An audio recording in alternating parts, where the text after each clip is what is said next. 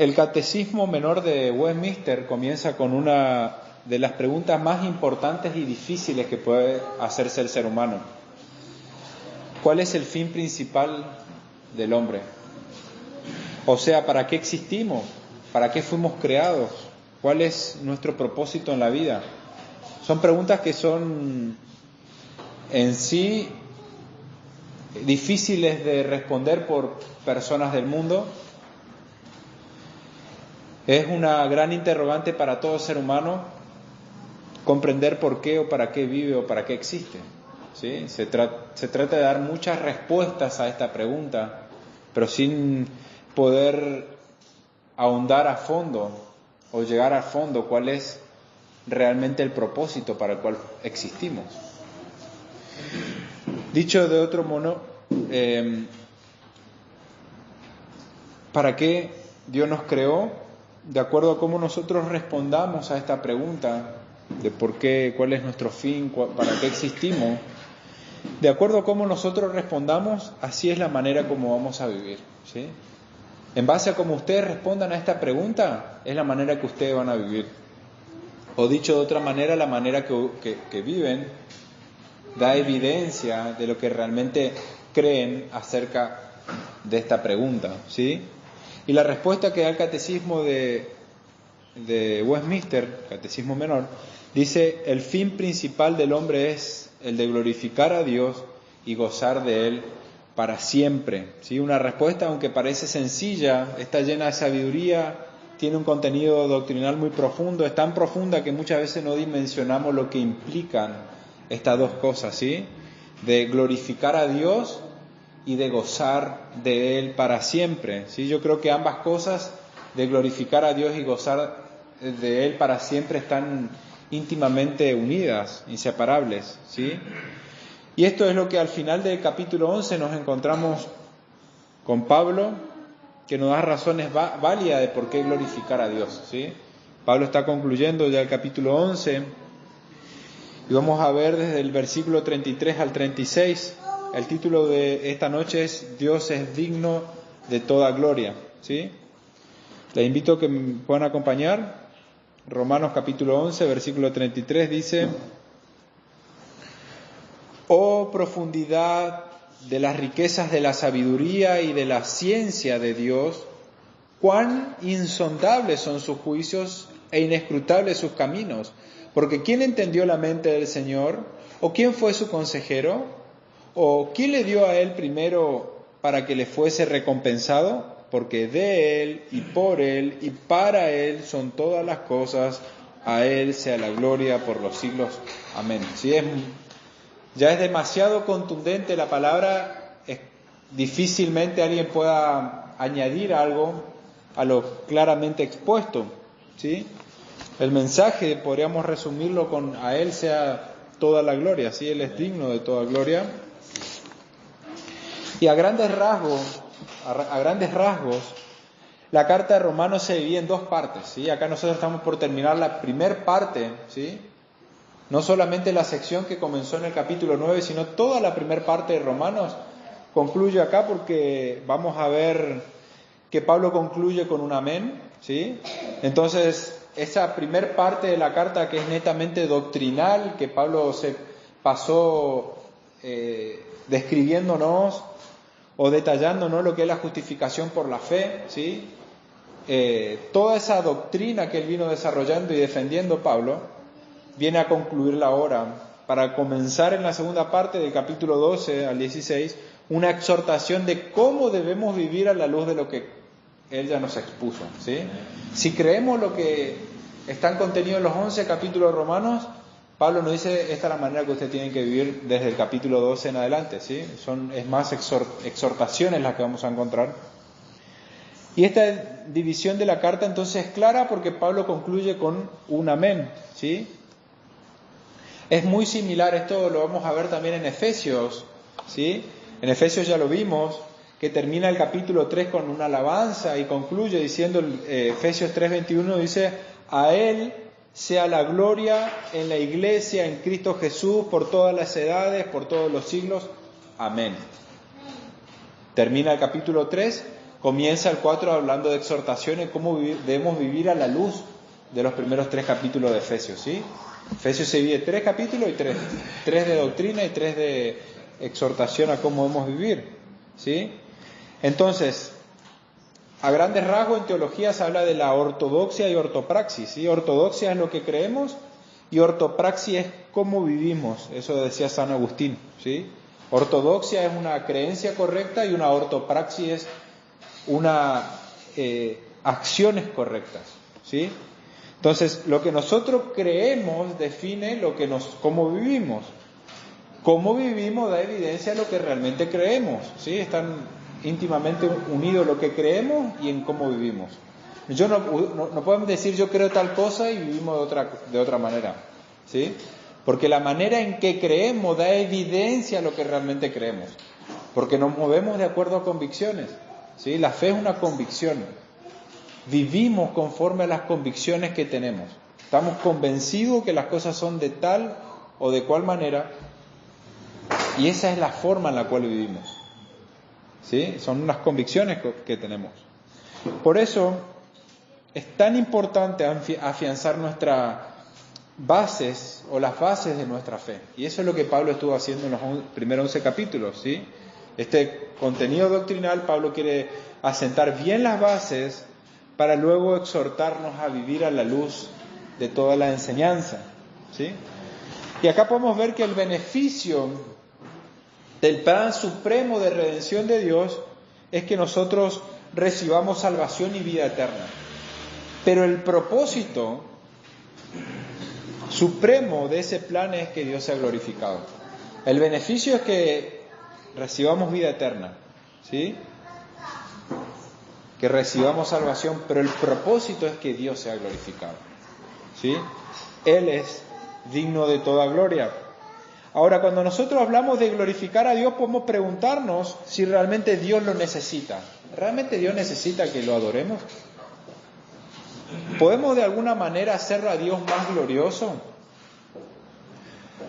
Por supuesto que la respuesta a estas preguntas es no. O sea, Dios no necesita que le adoremos. Dios, ni siquiera nosotros podemos hacerle a Dios más glorioso, ¿sí? No podemos. Dios no lo necesita y nosotros tampoco podemos hacerlo a Él más glorioso. Pero la palabra sí nos exhorta a glorificar. ¿Por qué la palabra nos exhorta a glorificar? ¿Qué es glorificarle a Dios?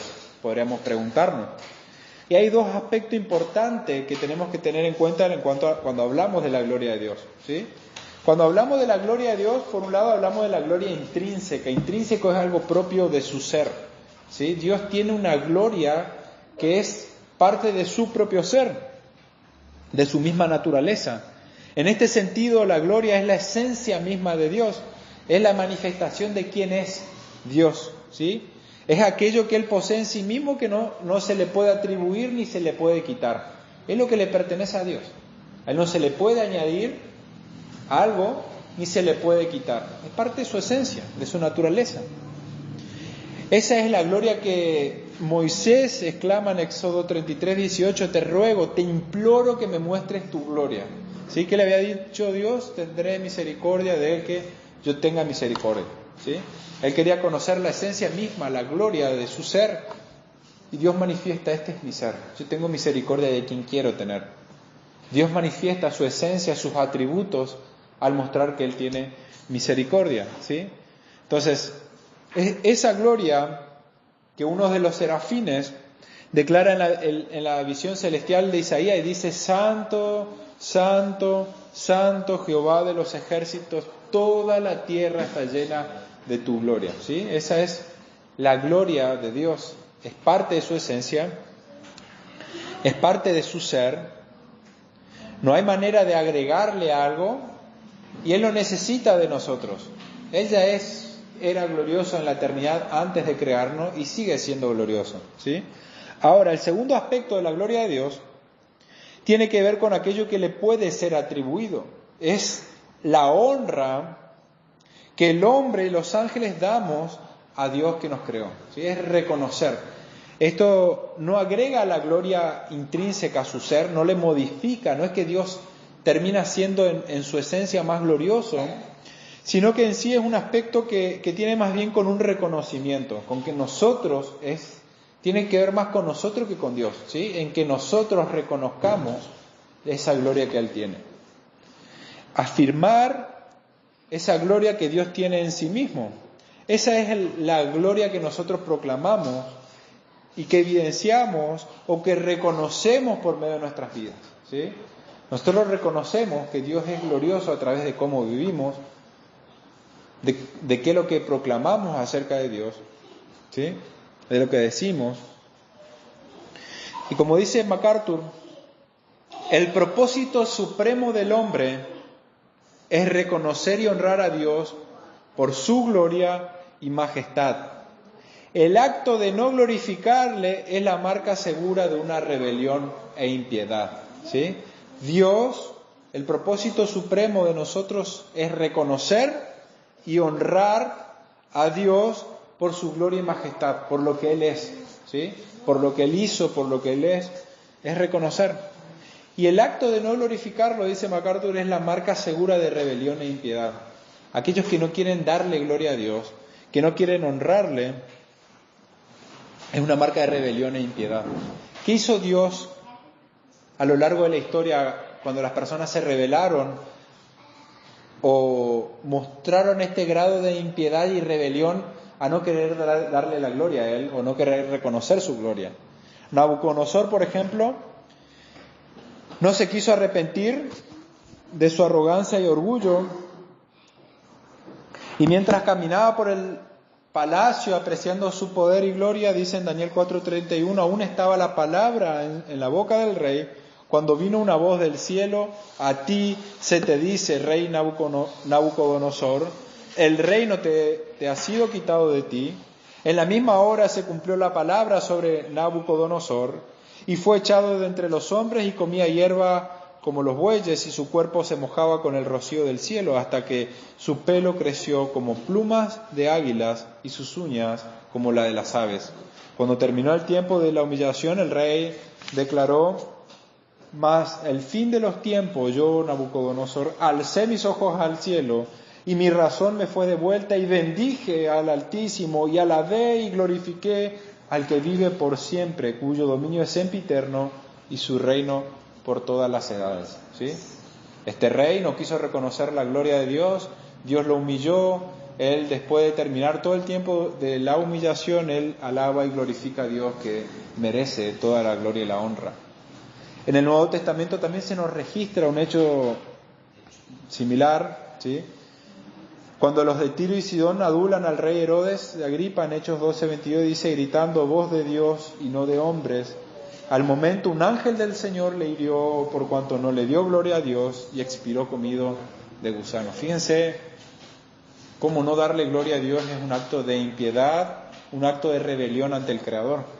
Aunque constantemente vemos de que personas no quieren darle gloria a Dios, aún así Dios no le quite la vida, no quiere decir que Dios lo acepte, ¿sí? O no quiere decir que eso no sea grave.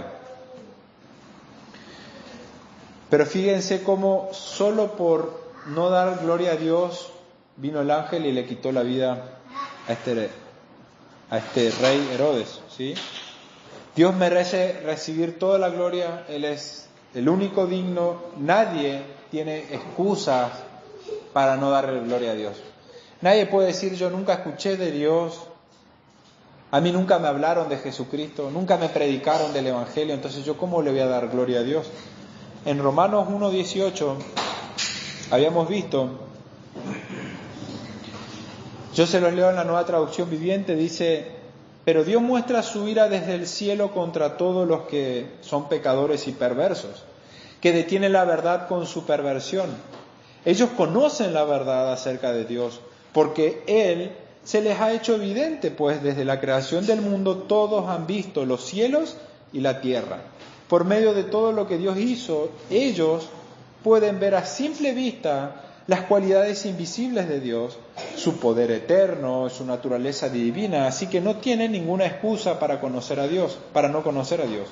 Es cierto, ellos conocieron a Dios, pero no quisieron adorarlo como Dios ni darle gracias. En cambio, comenzaron a inventar ideas necias sobre Dios. Como resultado, la mente les quedó en oscuridad y confusión. Afirmaban ser sabios, pero se convirtieron en completos necios. Y en lugar de adorar al Dios inmortal y glorioso, rindieron culto a ídolos que ellos mismos hicieron con forma de simples mortales, de aves, de animales, de cuatro patas y de reptiles. ¿Sí? Entonces, no hay excusas. El eterno poder, la deidad de Dios, se hace claramente visible a través de la creación, pero el hombre no quiere darle gloria a Dios. No es que no sabe, no quiere.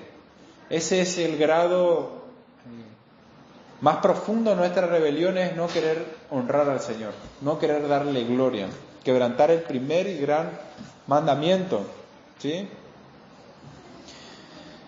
Ahora, el propósito de toda la creación, desde los ángeles hasta las más pequeñas criaturas, desde la vida hasta la muerte, desde el cielo hasta el infierno, desde la tierra hasta los confines del universo, consiste en manifestar, en demostrar, en evidenciar, en exhibir la majestad del Creador, que es santo. Quiere decir que Él está separado de todo, Él es completamente diferente a la creación.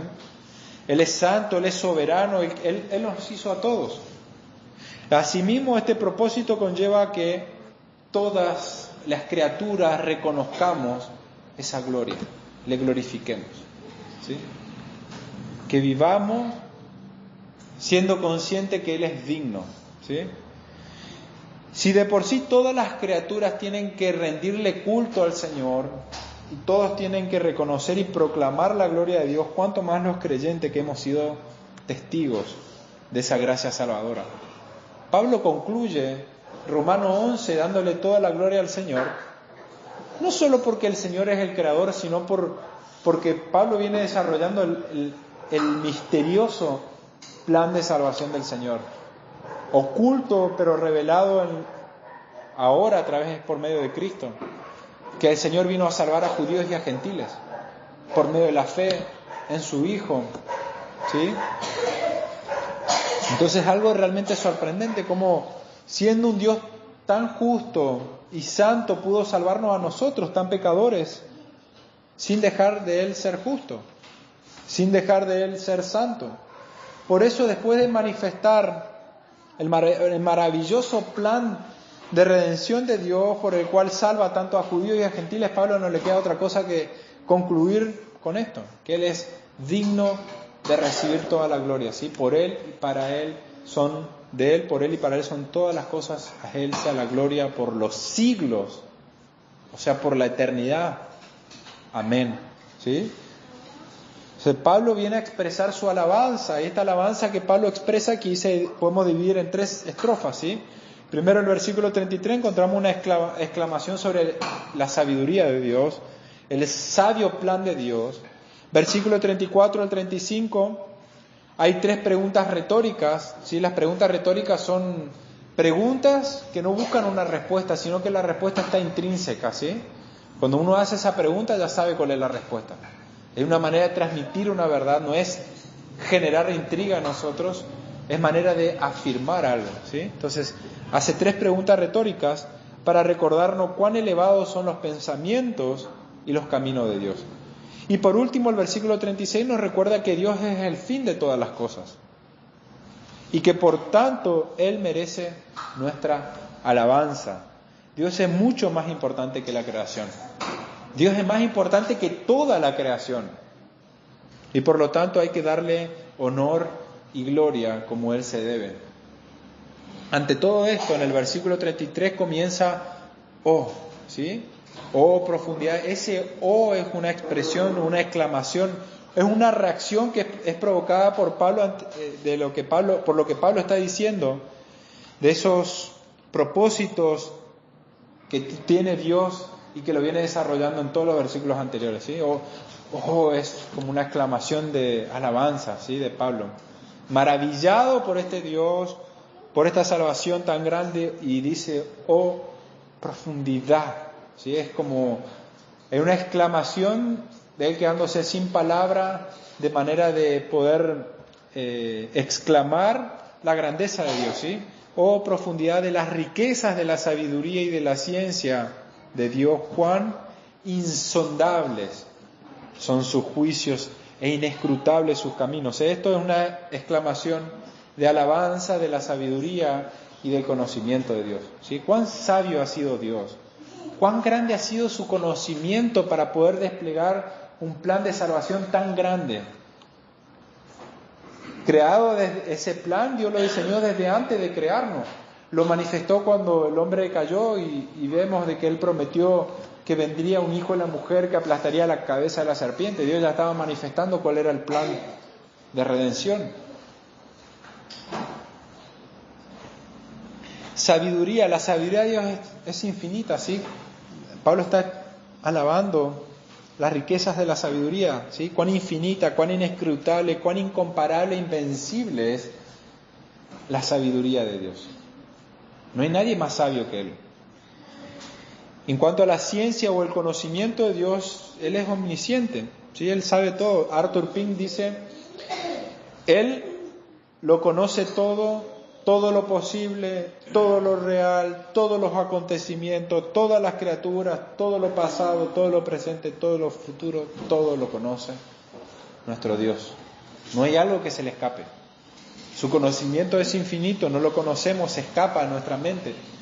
Nosotros podemos llegar a conocer a Dios, a tener una relación con Él, podemos llegar a conocer algo de Él, pero nos quedamos cortos, ¿sí? Es como que llegamos a ver solamente el borde de lo que realmente Él es.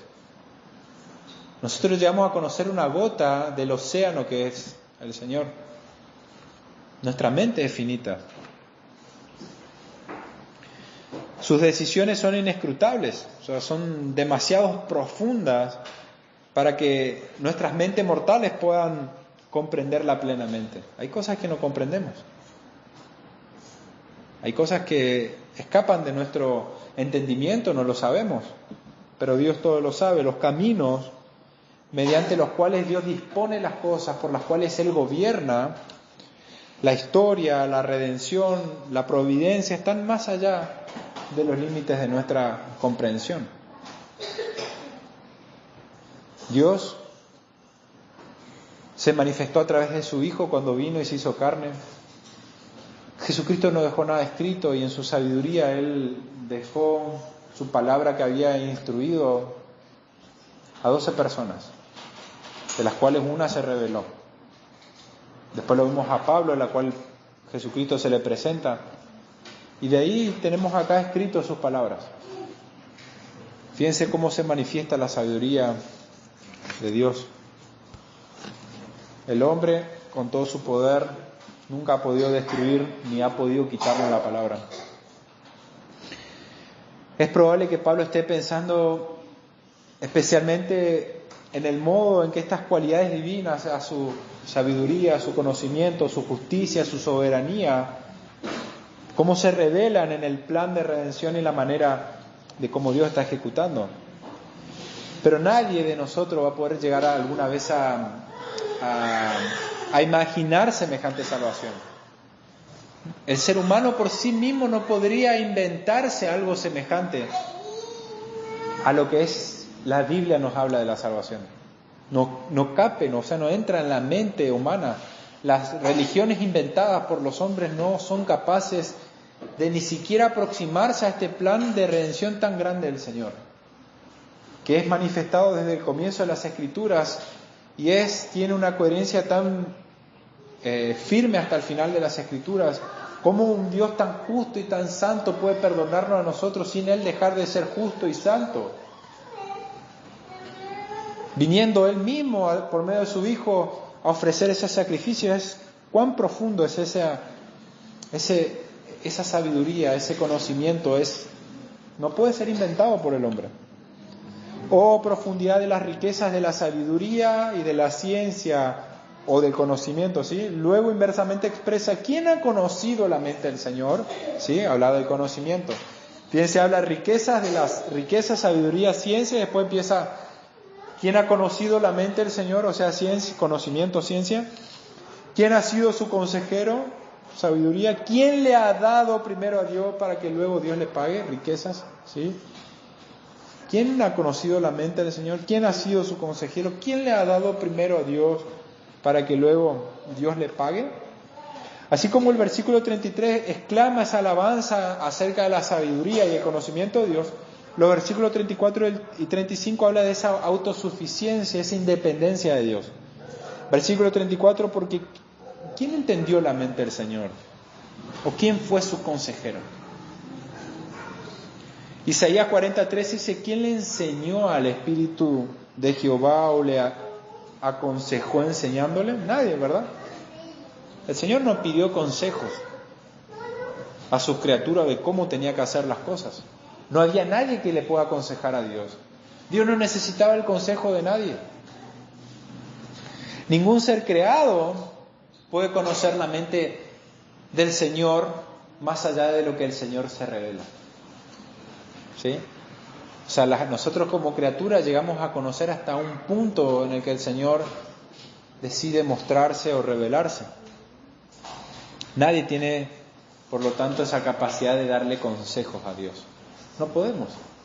Muchas veces hay personas atrevidas que piensan decirle a Dios cómo tienen que hacer las cosas.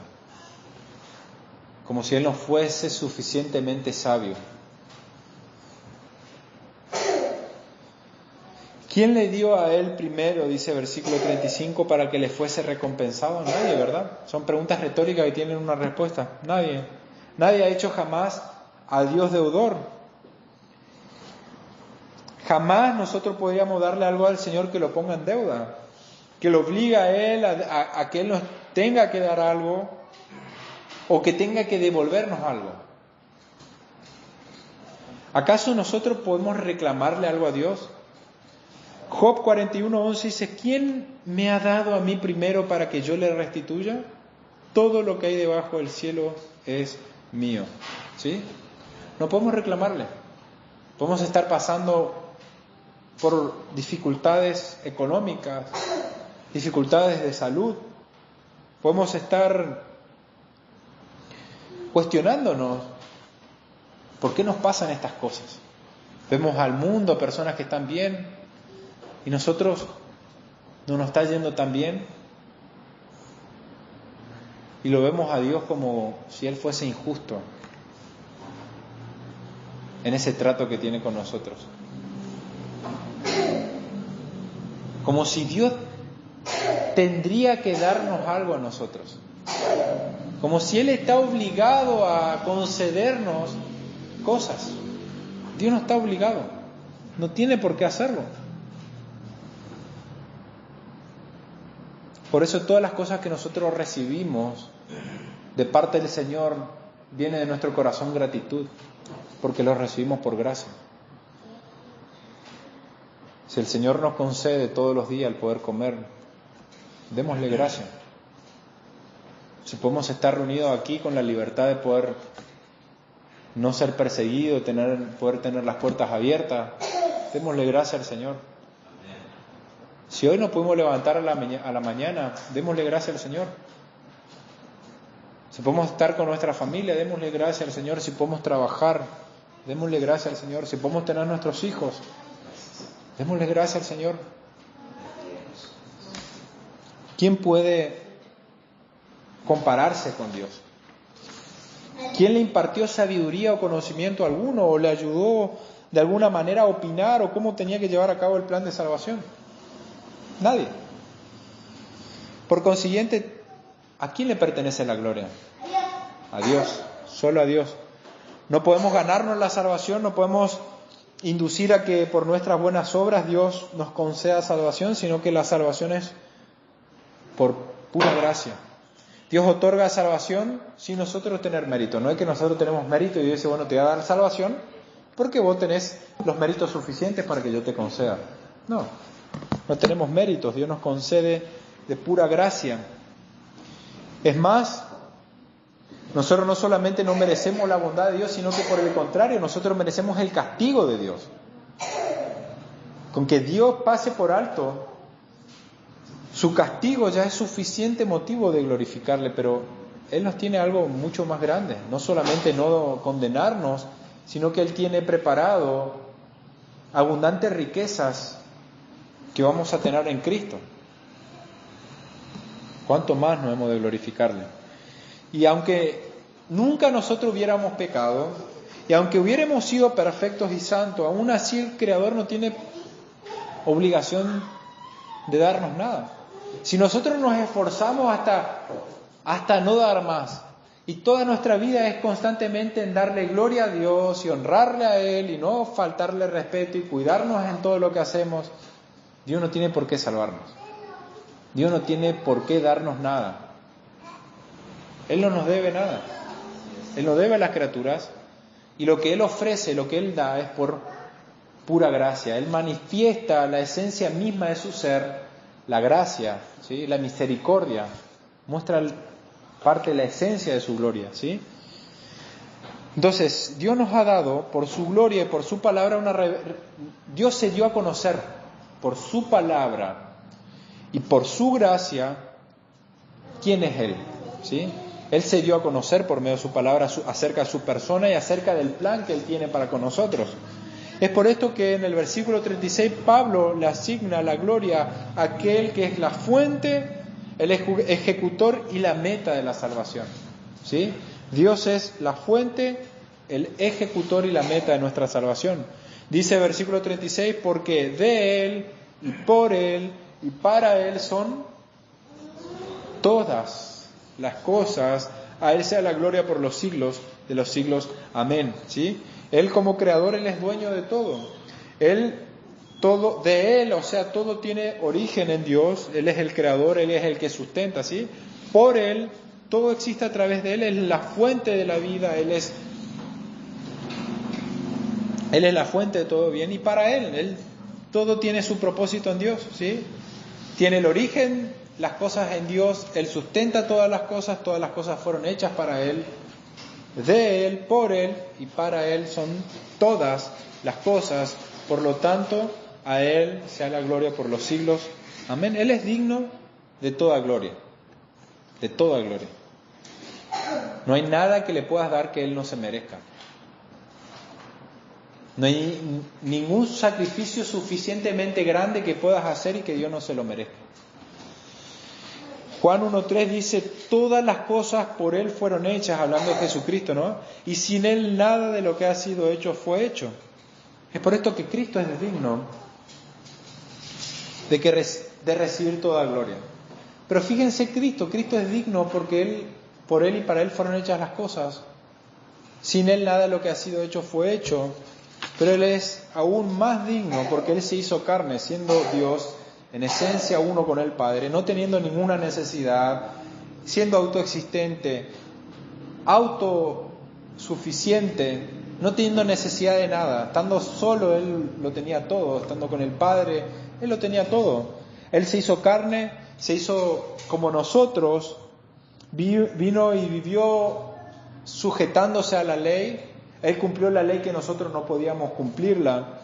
Él murió en lugar nuestro, a pesar de ser el único inocente, Él se hizo culpable por nosotros y resucitó al tercer día. ¿Cómo no ha de recibir toda gloria? Porque Él no solamente las cosas fueron creadas por medio de Él, sino que Él vino a redimirnos, Él vino a salvarnos.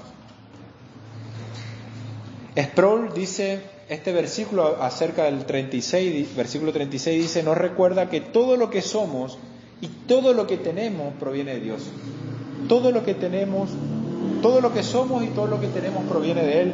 Él es digno de toda gloria. Apocalipsis 4:11 dice, digno eres, Señor nuestro, Dios nuestro, de recibir toda la gloria, honra y poder, porque tú creaste todas las cosas, por tu voluntad existen y fueron creadas, ¿sí?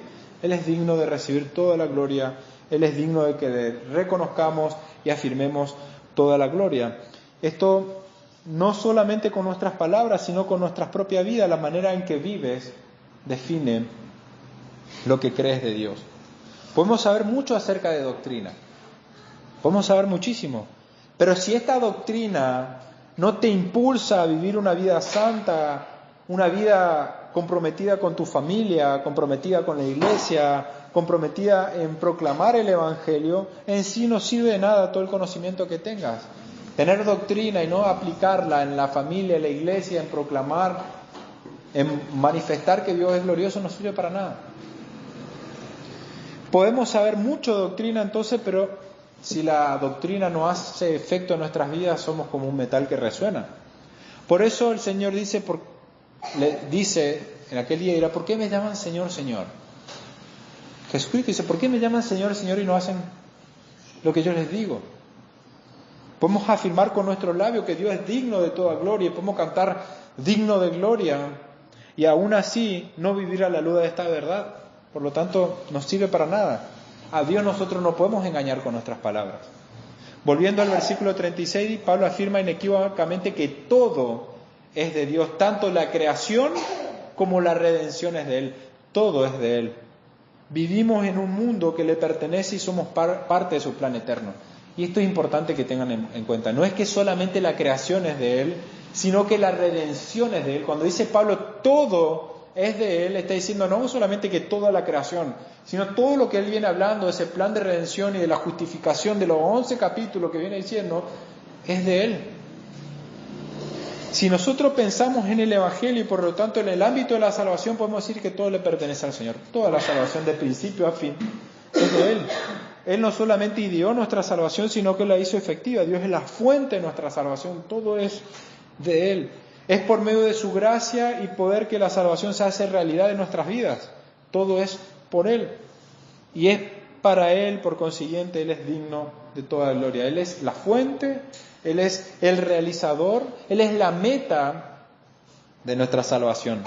Y ciertamente es muy lógico que el apóstol, al acercarse al cierre, exprese estas palabras de alabanza y escriba: a Él sea la gloria por siempre. Visto que Él fue quien no solamente planificó nuestra salvación, sino que hizo que eso se transformara en realidad. Resulta que solamente Él es digno de recibir gloria. No solamente como creador, sino como nuestro redentor. De esta manera Pablo no solo concluye acá en esta parte la sección que venía del 9 al 11 hablando de esa fidelidad de Dios, sino que concluye los 11 capítulos terminando todo ese contenido doctrinal acerca de la justificación y dice amén, ¿sí? A Él sea la gloria por todos los siglos, amén. Por tanto, la pregunta de esta noche, y véanlo como parte del Señor y no como parte mía, como Cristo hablando a sus ovejas, ¿cómo respondes a estas verdades? De que Él es digno.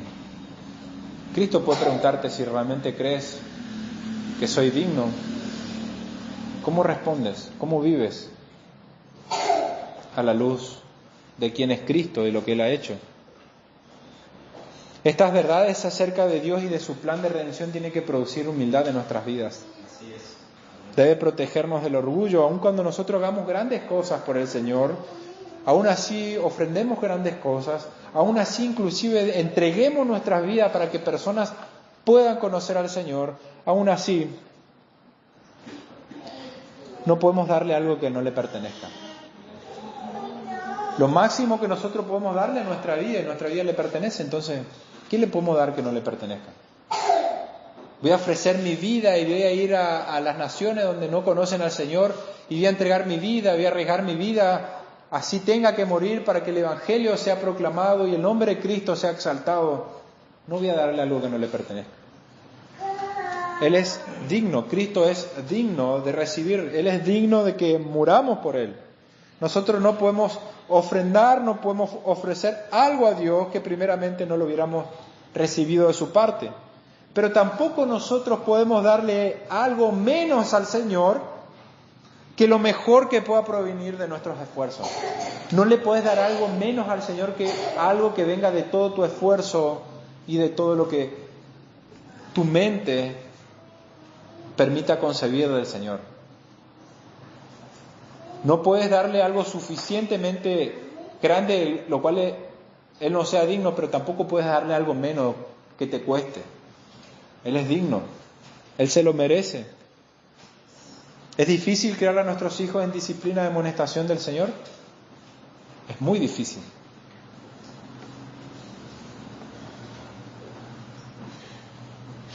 A veces es más fácil pensar no tener hijos que tenerlos por el costo y la demanda de sacrificio que implica. ¿Es difícil amar a nuestras esposas? ¿Es difícil a nuestra esposa someterse a nosotros como marido? Por causa del pecado es difícil, por eso el mandato del Señor. Es difícil, pero todo esto no es más que expresiones o manera de que nosotros evidenciemos de que Él es digno. ¿Para qué vamos a vivir si no darle gloria al Señor? ¿Para qué vamos a vivir si no vamos a criar a nuestros hijos en amonestación y disciplina al Señor? ¿Para qué vamos a vivir si no vamos a hacer para amar a nuestras esposas o esposas para respetar a sus esposos? Para honrar al Señor en su iglesia, viviendo en comunidad, dando nuestra vida por nuestros hermanos, llevando la palabra y proclamándola a los que no conocen.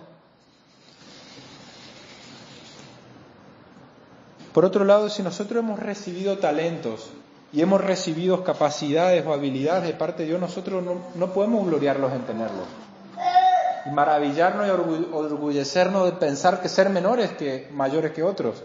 Hay algunos que reciben el don del Señor de poder impartir enseñanza, otros quizás no, pero tienen un don de servicio y no son menos delante del Señor. Su ofrenda no es menos vista por parte del Señor. El Señor se complace en la viuda que ofrendó lo que tenía y no se maravilló en aquellos que daban tanto. O sea, no es la abundancia o la cantidad, sino qué hacemos con lo que nosotros tenemos. Ella era lo que tenía y es lo que ofreció al Señor, y el Señor se maravilló. No es la cantidad, es qué hacemos con lo que tenemos. Por lo tanto, si hay algo que tendríamos que lamentarnos, no es acerca de que lo que tenemos, lo que no tenemos, sino si no estamos haciendo lo que tenemos que hacer con lo que recibimos. Eso sí tenemos que lamentar. Si el Señor nos da dones, si el Señor nos da talento, si el Señor nos da capacidad, si el Señor nos da fuerza, porque ninguno estamos en silla de rueda, ninguno estamos postrados en cama. Si el Señor nos da fuerza, ¿qué hacemos con lo que el Señor nos da? Y debemos lamentar si no estamos haciendo lo que el Señor nos manda que hagamos con todo lo que recibimos, ¿sí? Si no nos esforzamos para exaltar la grandeza del Señor, vamos a tener que esforzarnos, vamos a tener va a demandar un esfuerzo en nuestra parte poder demostrar que Él es digno. Pero ¿qué otra cosa podemos hacer si no es darle gloria a Él? ¿Realmente crees que Él es digno de toda gloria? ¿Realmente crees que Cristo se merece que lo honres, que lo glorifiques? Si es así, ¿cómo se hace evidente en la manera en que vives o en las cosas que haces, en las cosas que priorizas, en aquello que ves, en aquello que lees, en cómo vives, en dónde está puesta tu mente, tu esperanza?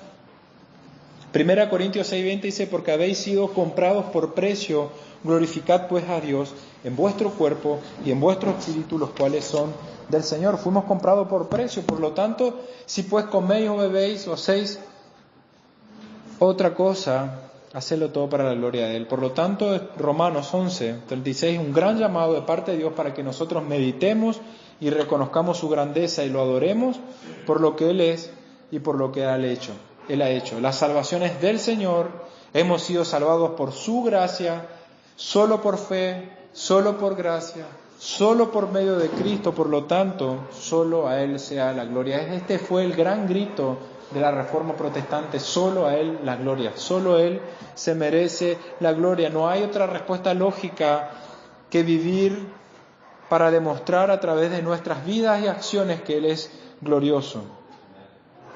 Debemos vivir para demostrar que Dios es glorioso. Eso es la exhortación y el llamado del Señor, de que debemos vivir para demostrar lo que creemos acerca de Él, que Él es glorioso. Oramos.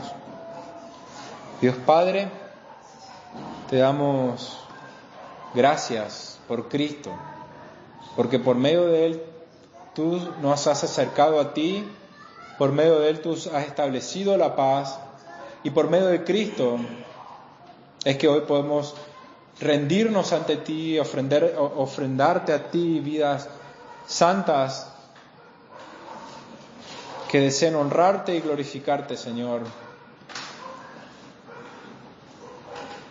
No podemos comprar la salvación, no podemos maravillarte o no podemos